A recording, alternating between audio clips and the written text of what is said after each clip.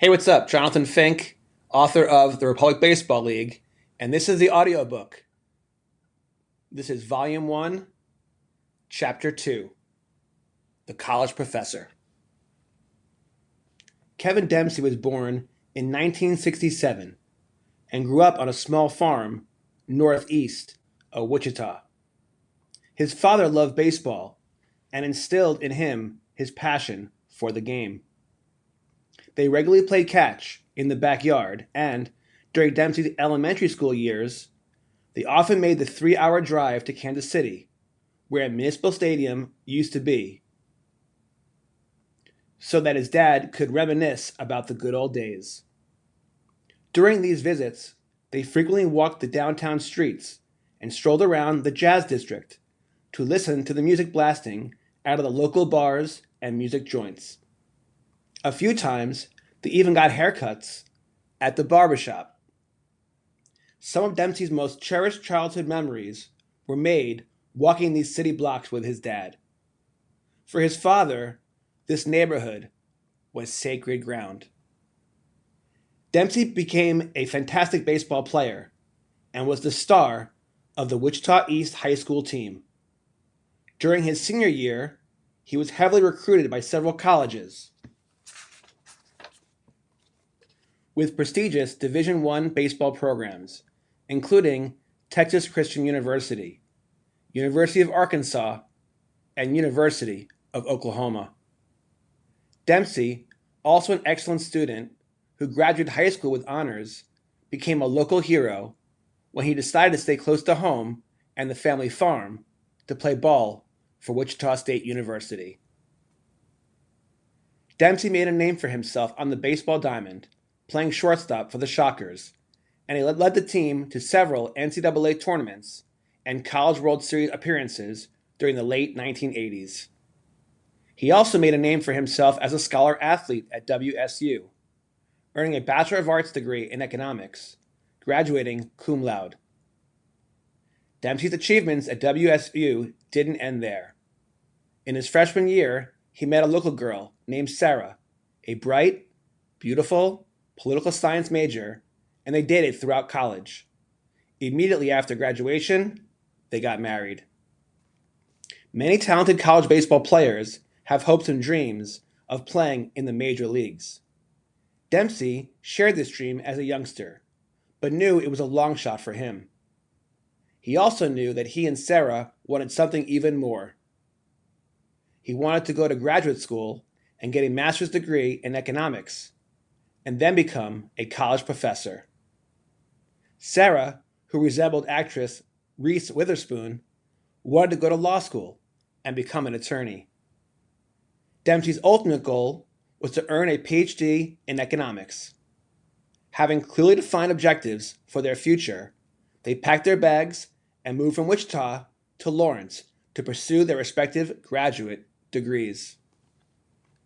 Dempsey applied to the Master's in Economics program at the University of Kansas, and Sarah applied to the University of Kansas School of Law.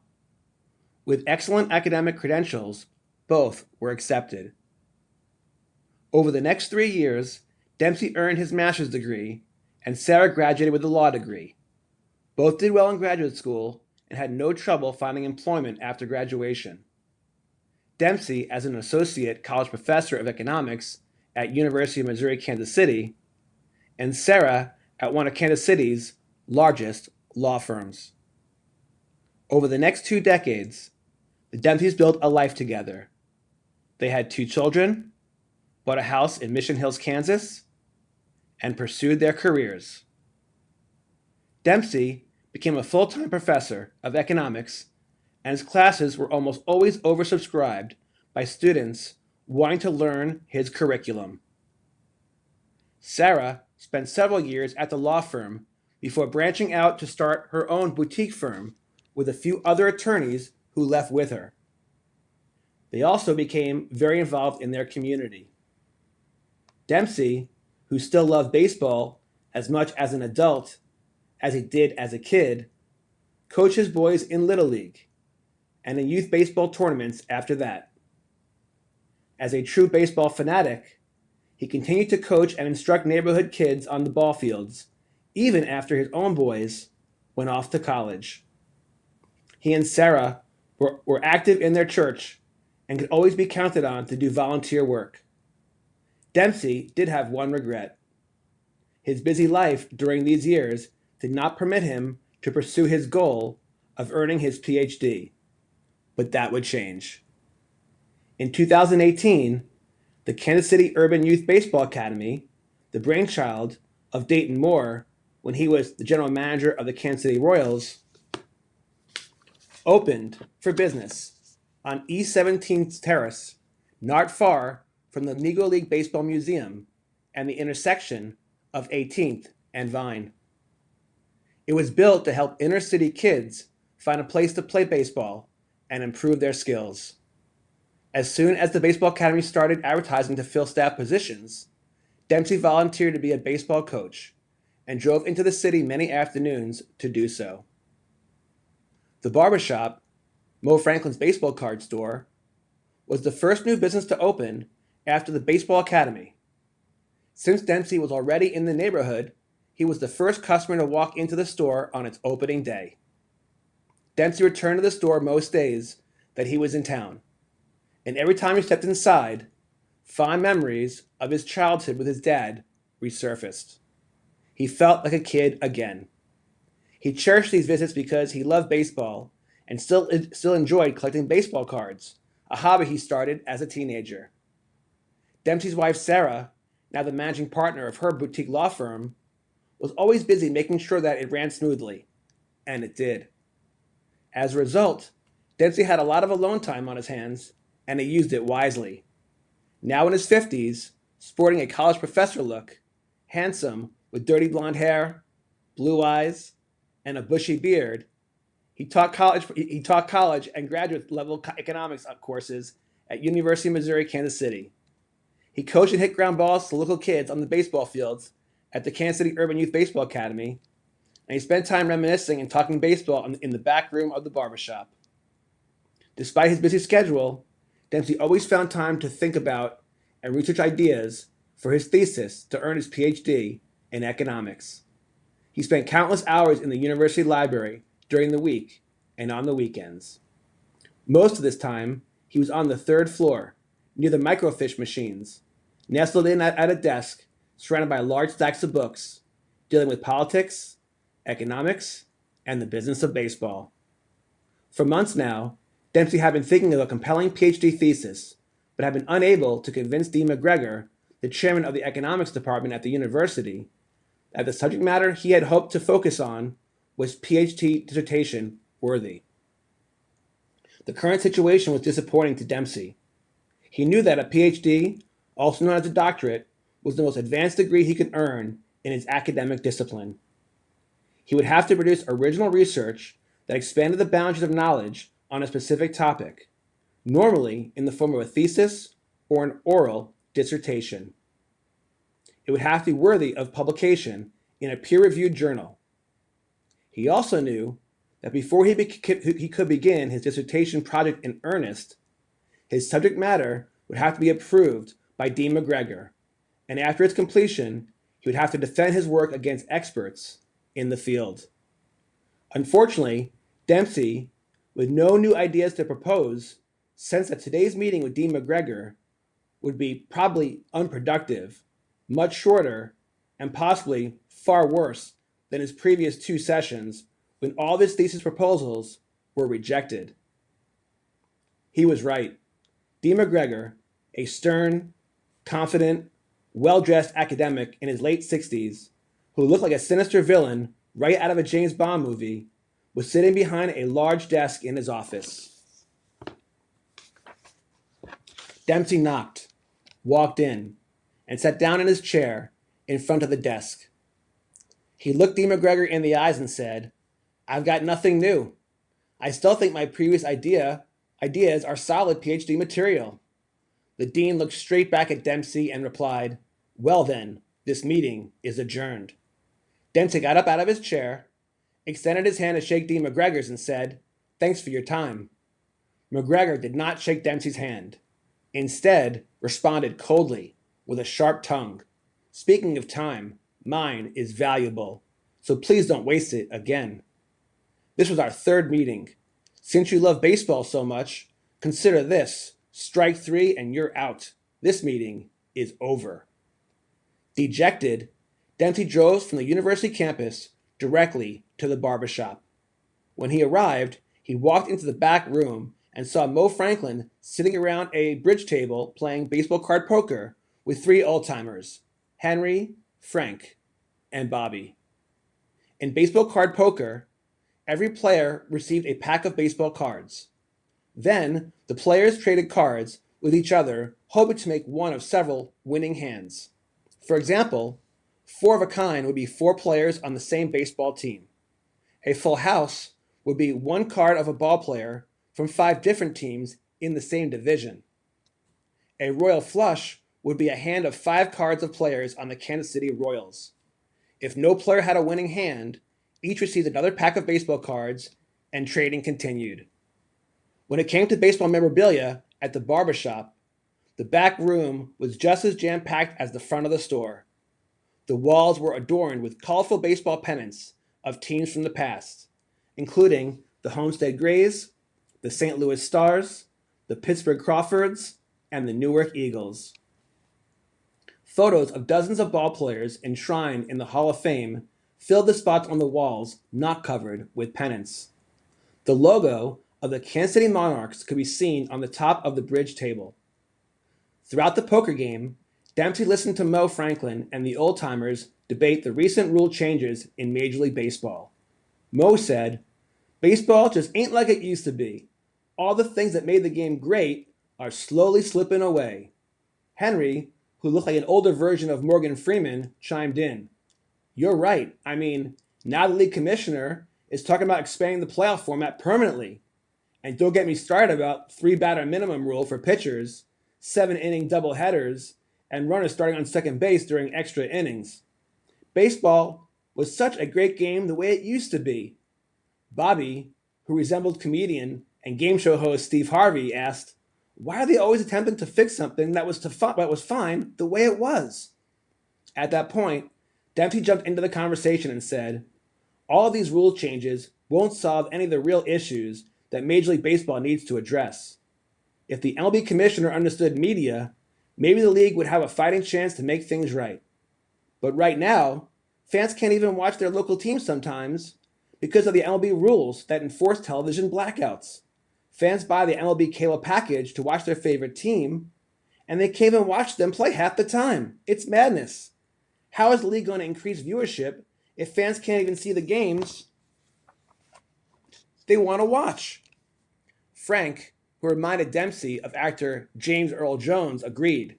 He said, "He's right.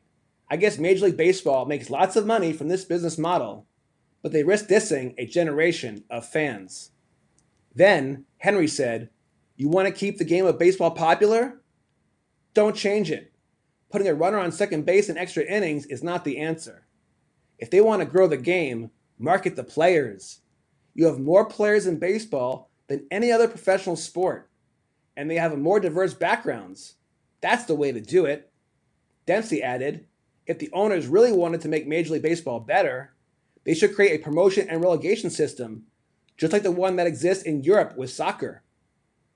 They should also end the MLB antitrust exemption and set MLB minor league affiliates, those teams, free."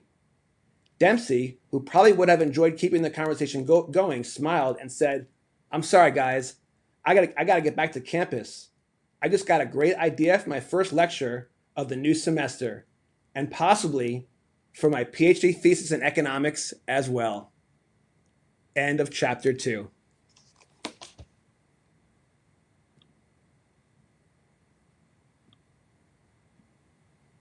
This month, we have some great sports card stories from across the U.S. and talk to an author from nearby Leawood, Kansas, who has written a book about returning to collecting after 3 decades away. My day job is I'm a financial advisor, so I've been investing for over 20 years. In a way to express my love for the hobby, I decided, what if I write an investment book, Sports Card Collectors Club, and treat the stock market the same way I would treat the card market. And so I thought, well, how would a day trader invest in cards? How would a venture capitalist buy and sell cards? How would a hedge fund do it? As I would go through my trials and tribulations, I realized that for as much fun as I was having investing, there was something missing. And one day I was watching the Royals game on television, and it was a rain delay.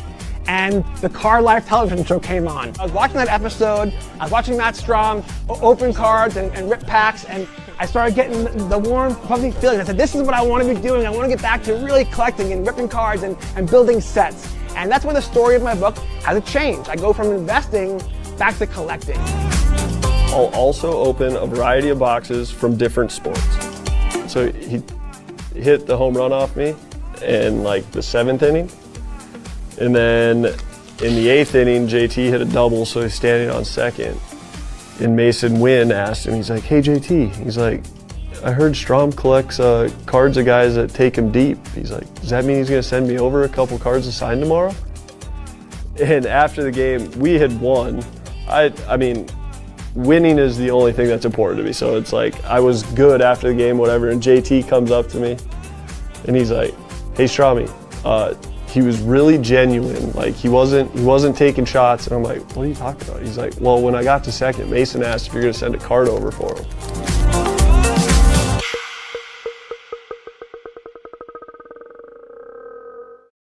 I'm just looking around my basement here, just walls covered with concert posters and toys, and just like, I have no intention of selling these things. I collect because I want to show off the things I love and do it in fun ways. And it just never crossed my mind that, hey, I'm going to go buy this thing just so I can resell it. Like that to me isn't a pure collector mentality. And obviously things change and times change. And, in order for things to survive right now, you have to have that sort of chase for something valuable. Yeah, it needs to be a circus. You know what? The truth is, I actually watched the live stream on eBay Live with Ken Golden and Logan Paul. They ripped a box of 86 Flair and a box of Series 1 Pokemon. And you know what? It was very entertaining. They're both polarizing characters. I thought it was entertaining. But you know what? After every pull, they immediately are showing the value. And and it begs the question, are we creating, not we, is the industry creating a gambling culture which has a real downside? It already has. Right. Not created. It's here. Yeah, and that's a concern. I guess for me, I hope to be an influence where we focus more on collecting, because you know what, when markets crash, collectors don't get hurt at all. Because the Sandy Koufax you bought that because it makes you feel good. It brings back good memories. Said this one traded for my first big win. Jonathan sank on the line tonight. You have created community, so let's talk about that. I went to Rip Night at your shop. Let's rip it on the pack. And I went to your Rip Night 2 years ago, and it was one of the best. I wrote about it in volume 1. It was one of the best times I've ever had. You guys had this giant scoreboard where you had the chase cards, and everyone can buy whatever product you wanted, like buy 3, get 1 free, whatever product, whatever it was. You then, if you pull a Bronny James, you then get another blaster. Or I pulled a Reed Shepherd auto, and then I got a free T-shirt. And I sat around the table with strangers and had the best time ever. So let's talk about how important community is. And what you guys do is provide an anchor for community in our town. How important that is. Yeah, definitely. Like you said, one of our taglines, we say we'll make an offer on anything, but like you said, we got to pay what it's worth. And so if it's junk wax, it's going to be junk wax prices, which unfortunately, a lot of people end up thinking that their 87 Topps Barry Bonds is going to be a couple $100 or it's something. Worth nothing, people.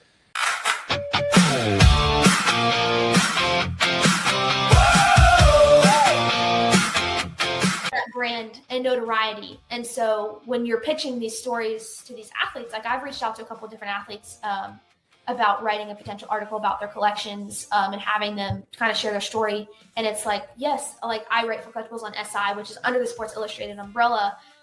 It does carry weight. Like it does, people recognize that brand. It is important. And so I'm super grateful that I've been given the opportunity to write for that staff. The top segment that was done by you on you was so well produced, right? Did all that come from the conversation you had with Michael Rubin? Is that how that put you on the map to such an extent that all those opportunities happened? How did that happen? Did you get a call one day? Said this one traded for my first big win. Jonathan sank on the line tonight with a pack in hand and a story that bites. I didn't even collect when I was 3 years old. Like when this card came out, but oh, you just pulled a good one. Roman Anthony, from Dempsey. I love Wichita State. Yeah. I would have been thrilled if he went to Tulane, but his parents have roots in Nebraska. So for him, it was coming home. And so Nebraska got a good one. And so I'm not surprised that program's on the rise because they got a great stadium. They have great resources. They got a great fan base of people like you. And their recruiting is fantastic. They're finding the talented kids. So yeah, in fact, the Big Ten. So yeah, Will Bolt, the head coach, he actually played at Nebraska when I was traveling with the Nebraska team in the late '90s. He was down at Texas A&M when I worked at Texas A&M. Rob Childress is the pitching coach, and I was on the hiring committee that hired him away from Nebraska to come down at Texas A&M, and they're thrilled that he's back here in Nebraska. He's a genius. The number of players in pro ball right now that went through Rob Childress, so he'll be under good guidance when he gets up here to Nebraska. They're good people. One kid found a mantle in the rain. One old friend came back with the same old chain. Talk to me about the reaction of the players, the other players, when they see this bat putter. Are they flipping out? They freak out when they see it? When they see it and they're like, they just stop. Yeah, let's go. Yeah. So the reason why I asked that question is because I had that experience literally yesterday. So when I first got the bat putter, I think I bought it 6 months ago, and it's customized for the Republic Baseball League, which is so cool. And now that I realize, now that I love it so much, and I got to use it yesterday, I'm like, I got to start buying them for different people. Like anyone's a guest on my show, they're gonna get a bat putter, okay? Yeah. But the point is, I had never used it because I thought it was too sacred to me. I keep it in my office like a sacred shrine. It means so much to me. But then I was like, after watching all these videos and stuff like that, I'm like, you know what? There's this indoor amazing place in Kansas City called Tap-Ins. Okay, they have an outdoor putt, but also indoor. And depending on the weather, the whole thing, it's an amazing atrium, and it's become a successful business. Yeah. And I was like, you know what? That's a perfect. It was a hot day. I'm like, it's a perfect thing to do. So my buddy Paul Greenwood, who I featured in my first book, we went and played around. And when I showed up with this bat putter, people were freaking out. They were literally losing their minds, and that's when I realized. So then, and then by the way, it was a Sunday, middle of the day, hot as heck.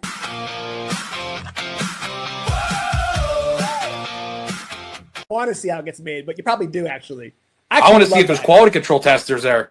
But attention! If anyone in the tops is watching, Grip and Rip we want to get invited to a tour at a factory. The two of us. I told them I would work for free. Right. I would work absolutely free. I want to see how their stuff's made.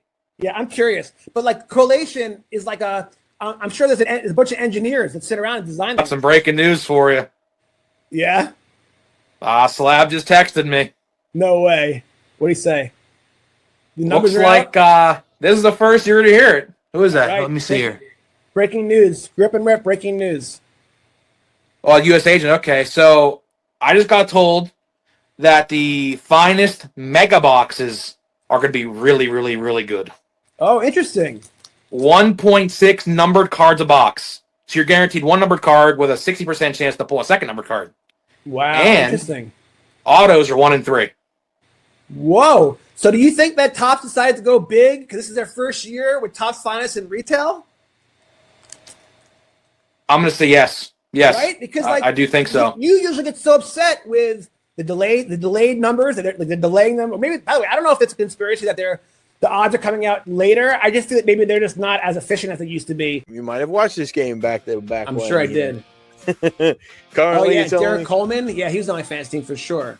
Pretty crazy to think, in the future you would be able to collect that moment that you watched. Right. And by the way, check that out. It's worth $198 versus the ones that are worth 35 cents because it makes sense. Because the same way that you value your 1964 Willie Mays card, you're going to value your Drazen Petrovic, and you're not going to want to give it up unless it's for a very, very good price because you love that memory. And what's wild is the same way that you get the warm fuzzy feeling with dopamine hit, whatever, when you look at a card on your shelf, it's the same thing. But when you're online at the bank, you don't have your cards with you, Paulie, but you do have your phone, and you can pull up your Drazen Petrovic and pay respect to him and watch a couple of his awesome plays that give you the warm fuzzies because you can. It's wild. And so